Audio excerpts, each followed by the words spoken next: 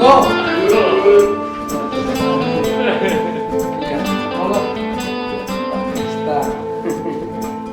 Siang, selamat siang Pak Inggi. Nggih, siang.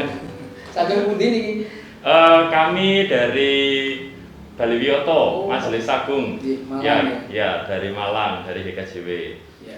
Menika kami bersama-sama kepingin nuweni panjenengan yang ada di Pujiarjo di sini. Saya Pendeta Gideon, nggih panjenengan pasti sudah kenal beliau. Beliau sudah tercemar di mana-mana. Pak Krista, nggih.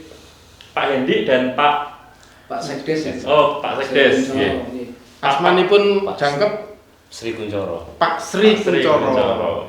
Nggih, oke. Pak Inggi sudah pirsa asmane? Oh, itu sudah di tembok di mana-mana. Oh iya. Sudah terkenal beliau ya.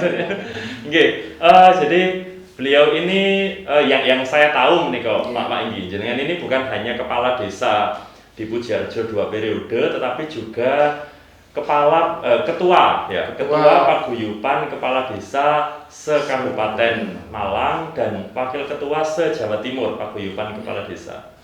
Ya. Kalau di AKD itu wakil ketua 1 Asosiasi Kepala Desa. Oke. Kalau di Papdesi itu ketua Papdesi Kabupaten Malang.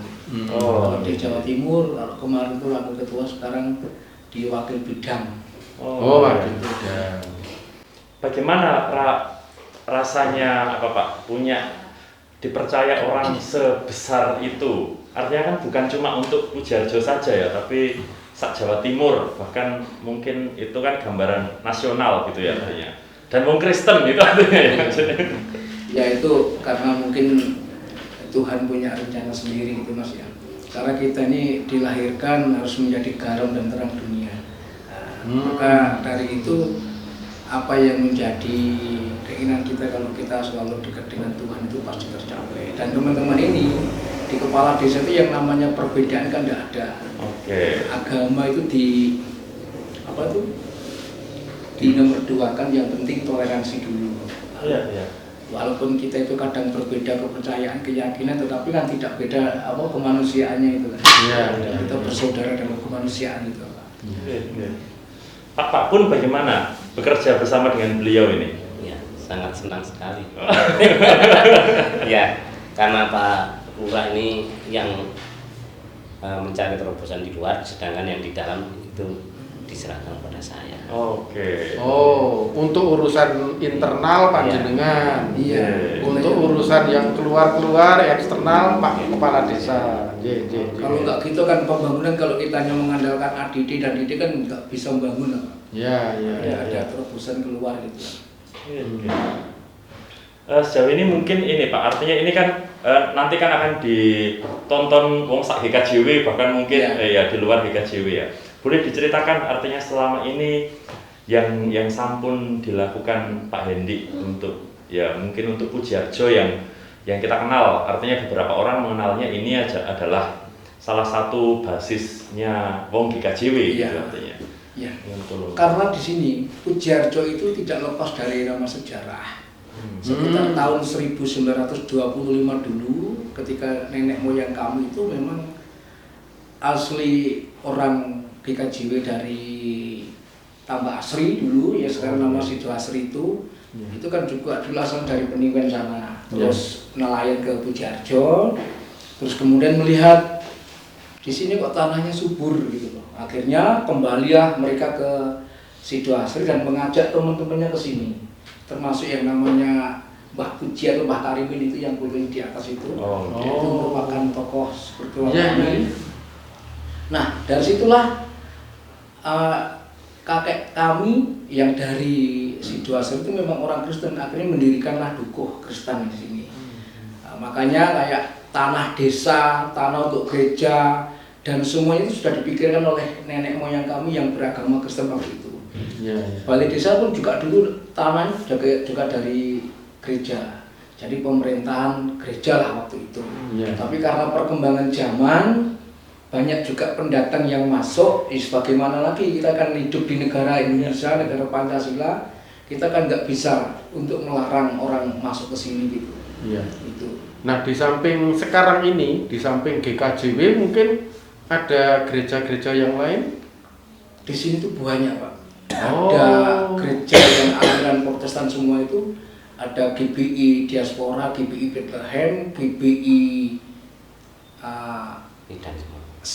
bukan GBI Bethlehem, GBI Diaspora, Betani, ada lagi GBI CMB, yang baru itu, terus kemudian ada GSJK, ada juga GBI tadi itu. Nah, di sini karena di sini rohnya juga ada roh Kristen, walaupun sekarang ini kalau hitung-hitungannya itu kita itu sekitar mungkin 70% masih Kristen lah. Itu di atas kata kita nggak tahu kalau ketika sensus ke bawahnya berapa. Soalnya gini, kebanyakan saudara kita ini banyak juga yang cuma mengandalkan Kristen KTP. Pas musiman, waktu Paskah, waktu Natal, gereja-gereja kita itu penuh. Tapi kalau sudah itu agak kosong, kita yang susah juga bingung ini. Soalnya ada yang perpindahan gereja dan sebagainya. Nah, untuk mengembalikan itu, pemerintah desa itu kan mengadakan yang namanya tiap malam minggu kan tidak boleh ada hiburan yang berlebihan atau mungkin sampai malam, karena kita ingin kembali ke nenek moyang kita dulu menjadi desa Kristen. Terus kemudian kita mencoba, ketika saya masuk ke desa ini, saya awali gereja dan tokoh-tokoh masyarakat saya ajak di balai desa, saya buka untuk tempat ibadah. Waktu itu saya pernah ditentang oleh masyarakat, loh mosok balai desa digawe kebaktian, balai desa digawe pengajian. Karena bagi saya desa ini harus berdiri di atas iman. Daripada di balai desa buat minum-minuman, kan lebih baik buat pengajian ataupun buat KKR atau ibadah. Jadi ketika nanti kami bulan Juli itu bersih desa, kami selalu mengadakan KKR. Pas Natalan juga mengadakan Natalan di gereja. Selain itu kalau untuk menghormati saudara kita yang Muslim, kita adakan pengajian juga ada di balai desa. Tapi yang jelas itu KKR, ibadah Natal di balai desa kita gunakan sejak tahun 2016. Ini artinya kalau misalnya Mireng akan cerita jenengan itu tadi kan berarti relasi antar gereja sebenarnya di sini cukup baik. Relasi gereja dengan masyarakat selain Kristen itu ternyata juga baik gitu artinya. Dan terus ternyata relasi umat beragama yang macam-macam dengan desa, ini tadi salah satunya dengan penyediaan balai desa untuk kemudian itu kan juga baik. Bagaimana jenengan menjaga situasi begini nih? Apalagi kan tantangan hari ini, sebutlah kalau mau ngomongkan penebalan identitas agama itu artinya uang semakin kepengen menonjolkan agamanya dewe-dewe itu kan semakin tinggi. Bagaimana jenengan dan artinya di pihak desa ini lalu kemudian berusaha untuk menjaga situasinya supaya relasinya tetap baik kados mekaten. Kita kan juga ada namanya FKUB, Forum Komunikasi Antar Umat Beragama, ini kita bentuk lagi. Nah, caranya agar masyarakat ini tidak terlalu fanatisme terhadap agama tertentunya, karena kita melihat di situasi di luar kan sudah mulai banyak yang namanya intoleransi itu kan sudah mulai kuat. Nah, untuk menghindari hal semacam itu, kita kembalikan. Ayo kalau kamu jadi Kristen, jadilah Kristen Pujiarjo. Kalau jadi Islam, jadilah Islam Pujiarjo. Nggak usah membawa-bawa yang dari luar sana. Kenapa? Karena Kristen di Pujiarjo, Islam di Pujiarjo ini adalah dari dulu itu rukun. Ketika ada Paskah, ketika ada Natalan, teman-teman Banser itu ikut menjaga. Nah, ketika teman-teman itu takbir, teman-teman dari Kristen juga ikut membantu. Jadi toleransi umat beragama di sini yang sangat kental sekali itu, ya ini tetap kita pertahankan gitu. Jadi bagaimana desa agar ibaratnya ramuan ini tidak hambar rasanya, biar rasanya tetap nikmat, ya kerukunan ini lah kita jaga. Karena kekuatan kita dari kerukunan antar umat beragama itu. Di samping kerukunan umat beragama, ini kan kita ngomongkan agama. Bagaimana dari sisi ekonomi? Nah, ini kan sekarang ini lagi bergulir desa wisata, desa mungkin juga desa hasil bumi lokal. Itu bagaimana Pak? Desa apa? Gini Pak, selain itu kita kan juga punya program di desa. Nah, apalagi jargon kita kan Pujiarjo Bangkit. Nah, Sejahtera, bangkit sejahtera tadi.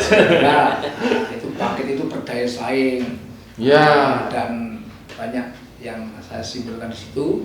Nah, agar ekonomi masyarakat ini meningkat tidak hanya dari faktor pertanian dan lain-lain, faktor wisata kan juga kita galakkan. Ya. Kenapa? Karena kita ini termasuk diberikan anugerah oleh Tuhan. Kayak lagu di Kidung Jemaat, betapa kita tidak subur, betapa air kaya dan subur, kan punya laut, punya gunung yang megah. Gunung itu ditanam pisang, cengkeh, kelapa, ada sawah ladang, ada pantai hasil yang sangat luar biasa dari ikannya itu.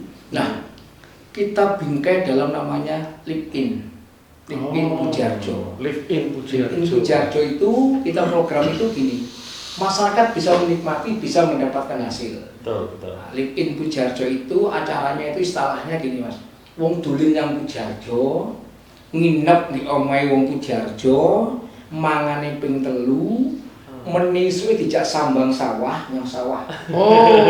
Awan dijak sambang kebon, yang kebon. Terus mari beduk Pak dijak sambang segoro, yang segoro. Bagaimana caranya melihat kehidupan masyarakat secara detail. Sambang sawah, sambang kebun, sambang segoro. Dan program ini saya mulai tahun 2017. Dan ini sangat luar biasa sekali karena masyarakat rumahnya bisa disewakan untuk homestay. Kemarin di tahun 2019 sebelum pandemi, bulan Februari itu kita ada tamu sekitar 372 mahasiswa dari UPH Jakarta. Itu di sini 5 hari 4 malam. Jadi ekonomi masyarakat sedikit terangkat. Dia bisa menjual makanan, bisa menyewakan kamarnya itu, dan juga mungkin hasil-hasil panennya itu juga luar biasa gitu. Kita punya Live In itu. Itu bukan hanya Jakarta, pernah juga dari Universitas Kristen Palangkaraya juga ke sini 50 orang mahasiswa. Yang ingin mereka ketahui biasanya apa gitu Pak Indi? Ya mungkin karena mereka tertarik ini kok ada agak aneh gitu, ada paketan nginep di rumah warga, terus paginya diajak sambang sawah, bagaimana caranya bercocok tanam. Kan biasanya orang kota kan nggak ngerti apa gitu. Kemudian ajak ke kebun Pak, mulai tanaman pisang. Karena sini kan sumber penghasilan pisang, ada cengkeh, ada kopi. Terus sore harinya diajak ke laut, caranya nelayan menangkap ikan itu seperti apa. Diajari nebar jalan. Iya Pak. Oke. Kita boleh kawan-kawan Monggo kalau mungkin mau mengadakan acara retreat ke sini bisa. Oke, siap. Artinya kita juga perlu ikut mempromosikan desa ini. Betul. Ini kalau boleh tahu apa proyeksi panjenengan terhadap Pujiarjo ke depan gitu, artinya jadi sebutlah Pujiarjo, saya nggak tahu ya 10 tahun 20 tahun lagi gitu, bagaimana Pujiarjo ini? Yang perlu kita sekarang itu kita bangun itu ya tadi, bagaimana kita mempertahankan Pujiarjo ini tidak punah, maksudnya dalam arti keberagaman agama, toleransi tetap ada. Kalau nanti soalnya kan agama kan sangat sensitif sekali, jangan sampai ada timbul benturan di bawah. Ketika ada di bawah nanti masa depan pun kita tidak akan bisa melihat. Makanya ya kita keberagaman yang ada di Pujiarjo, perbedaan agama ini akan menjadi satu kesatuan yang sangat baik seperti pelangi, beda warna tapi indah gitu loh. Jadi kedepannya antara umat beragama ini bisa berdampingan, saya kira untuk pembangunan berikutnya bisa berjalan. Bisa lebih baik. Lalu untuk pemberdayaan generasi mudanya bagaimana? Kita punya punya lembaga itu, ada yang Pok Darwis itu, kelompok sadar wisata yang anak-anak muda itu kita bekerja sama dengan Dinas Pariwisata untuk memberikan pelatihan mandu guide untuk anak-anak itu loh, untuk menerima tamu dan sebagainya itu. Apalagi selain di desa ada Karang Taruna, kan di gereja kan juga ada KPPM, ada pemuda Muslim dan sebagainya itu kan mereka punya program sendiri-sendiri. Nah selain di situ mereka juga dipadukan dengan di desa gitu. Desa. Apakah saya tadi kan melihat ada gamelan, ada kenong kempul dan sebagainya itu. Apakah kaum muda juga terlibat? Itu sementara waktu gini Pak, ini yang paling malah kaum tua yang masih segar bugar. Makanya gini, untuk anak muda ini kan perlu dikembalikan ingatannya bahwasanya kita ini tidak lepas dari namanya budaya. Iya. Kayak gamelan termasuk budaya kita kan, bagaimana kita mempertahankannya. Kalau anak muda sekarang ini kalau terlalu larut hanya band-band saja kan juga kasihan. Kan perlu mengenal, nenek moyang kita dulu tuh punya gamelan ini. Itu perlu dikenalkan lebih dekat itu, Pak. Berarti PR itu ya, Iya. buat desa ini. Iya. Kalau ngomongkan ini, Pak Endi, kalau misalnya ngomongkan banyaknya, kalau kita ketemu cerita desa Kristen, itu kan pemudanya habis. Iya. Karena mereka akhirnya memilih urban Dan juga menikah dengan orang lain. Iya. Banyak daerah-daerah Kristen yang sekarang mulai terkikis. Contoh saja di tetangga desa kita yang di sebelah sana, Iya. itu kebanyakan mereka nggak mau hidup di desa. Mereka ingin hidup di kota, akhirnya tanahnya dijual ke orang lain, yang beli orang lain, Iya. akhirnya otomatis tinggal di situ, mau tidak mau harus. Oh iya. Nah, Berarti ada iming-iming kultural Iya. yang sangat dekat dengan ekonomi ya. kalau di sini kebanyakan pemudanya banyak yang menetap di sini gitu loh, bertani. Saya tadi tertarik ketika Pak Krista jenengan mengendikan bahwa ternyata hubungan ekonomi dengan agama dan juga akhirnya situasi desa Ya. itu kan ternyata sangat dekat, karena ternyata di banyak desa gitu banyak anak-anak kita lalu kemudian memang memilih keluar, salah satunya karena alasan ekonomi begitu artinya. Jadi kalau jenengan kalau juga mengendikan kalau di Pujiarjo ternyata ya lebih banyak anak-anak itu ternyata bertahan di sini dan kemudian ternyata memilih petani. Ya.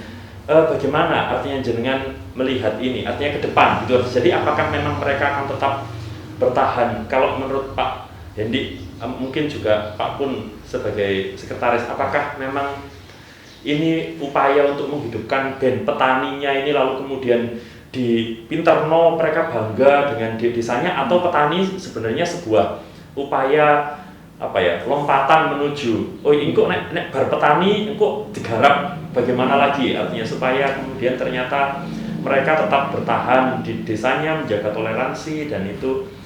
Saya sambung Pak mungkin. Yeah.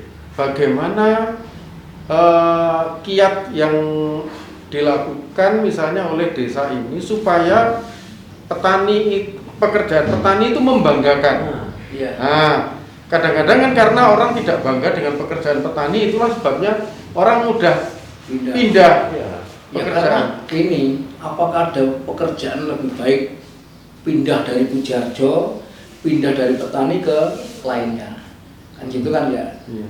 Dan selama ini anak-anak kita itu banyak yang bertahan di sini ini karena mereka itu kebanyakan berpikir untuk masa depan, bertani untuk masa depan. Iya. Karena kita melihat kalau Pujiarjo ini mungkin bisa dibedakan dengan daerah lain. Iya. Di sini tuh angka kerja pun juga tinggi, nilai harga kerja.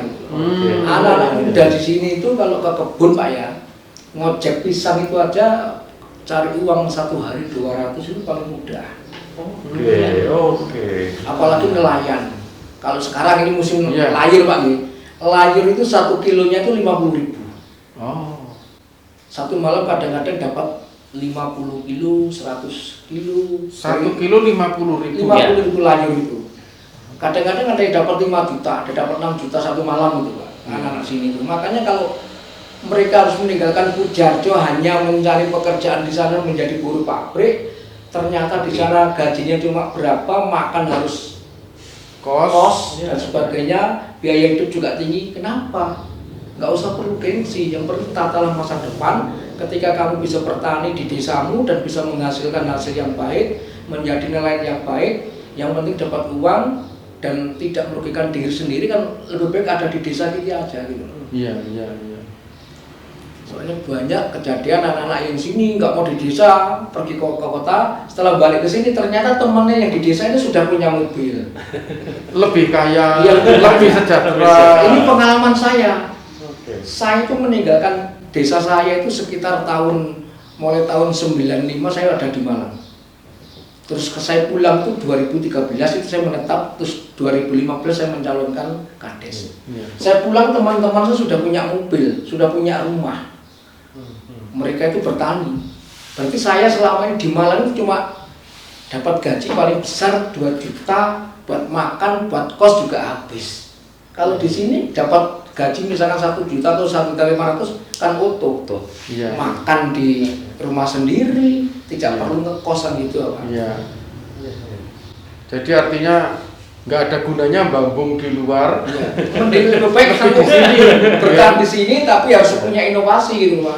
Harus iya. bekerja. Kalau Karena itu pulang hanya nganggur, malah bikin sampah masyarakat. Nah, betul. Karena itu lagunya tadi itu loh, betapa kita tidak bersyukur jane tanah kita ini Kaya dan makmur. Kaya dan makmur itu ya. Oke, artinya mungkin terakhir ini Pak Lurah, Pak Kades, kalau melihat Pujiarjo, tantangan apa yang kira-kira perlu diselesaikan bersama-sama? Mungkin bukan cuma Pujiarjo, tetapi yang juga bisa dibantu oleh teman-teman luar, entah itu GKJW atau kemudian ini. Tantangan itu anak muda, Iya. pergaulan anak muda terutama masalah narkoba sama miras itu. Oh, narkoba ya. Itu yang perlu kita bendung. Jangan sampai anak-anak kita ini larut Ya. masuk dalam kecanduan narkoba. Itu yang perlu kita bentengi sekarang ini. Iya. Berarti seiring dengan itu dibutuhkan Pembinaan. penguatan iman ya. Iya. Dari agama apapun ya. Mungkin dan juga perkawinan dini Pak ini. Oh iya. Dan juga kadang-kadang itu anak di usia yang belum waktunya menikah itu kan menikah kan banyak juga. Nah, desa mau tidak mau harus bagaimana ya. Itu yang juga perlu, yang berperan itu dari pihak tokoh agama terutama gereja, dari masjid dan juga dari orang tua serta dari pemerintah desa itu sendiri. Itu harus jadi satu. Juga yang sangat kemarin lagi ramai Pak, Iya. tentang perceraian. Oh, Oke. Soalnya sini saya tuh agak pusing beberapa bulan yang lalu. Ada surat masuk panggilan sidang. Rata-rata mereka itu Di luar negeri. TKW. Oh, TKI. Suaminya. Ya. Itu yang perlu mungkin ada semacam pembinaan khusus tentang narkoba, tentang hukum pernikahan, atau mungkin Ya. dengan hal yang lainnya. Oke, berarti problem buruh migran juga jadi masalah ya. Iya. Iya. Artinya sebenarnya kalau kita lihat kan ya masalahnya desa dan gereja itu kan jadi yo Sama. Iya, ya. Berlalu. Berkelindan. berkelindan. Rengkuh rinengkuh. Ya baik. Terima kasih Pak Hendy, terima kasih Pak Kuncoro. Kami dari Balai Wiyoto walaupun cuma sebentar kami undur. Kami yakin bahwa diskusi kita yang sebentar ini tadi sebenarnya memantik banyak hal, baik itu untuk kami yang di GKJW maupun juga kami yakin untuk rekan-rekan yang menonton yang lain. Semoga patuenan ini juga ngeraket nih antara pas duluran kita, ya, karena GKJW itu kan selalu golek sedulur. Golek sedulur. Ya mak kayak ini. Desa kita kan desa wisata Sambang Sedulur. Nah, oke. Saya masuk kan harusannya selamat datang di desa wisata Sambang Sedulur. Jadi orang bermain sini golek dulure. Iya. Walaupun orang lain akhirnya menjadi Saudara. Itu yang paling penting. Nggih, matur nuwun sangat Pak Kuncoro, matur nuwun Pak Kepala Desa. Nggih. Terima kasih ini tadi nueni kita sejenak bersama dengan Pak Hendy dan Pak Kuncoro. Semoga ini benar-benar meyakinkan kita bersama bahwa kita punya dulur di mana-mana yang juga punya harapan, tantangan yang juga bersama-sama kemudian menjadi tantangan kita. Mari terus nyedulur supaya GKJW ini benar-benar bisa jadi rumah tenanan yang isinya kabeh dulur yang saling membangun, saling mengingatkan dalam kasih sehingga kroso kehadiran Tuhan nyata sungguh-sungguh di antara kita. Amin. Kami nyuwun pamit, Terima kasih. akan melanjutkan perjalanan. Terima kasih sekali, matur nuwun sangat.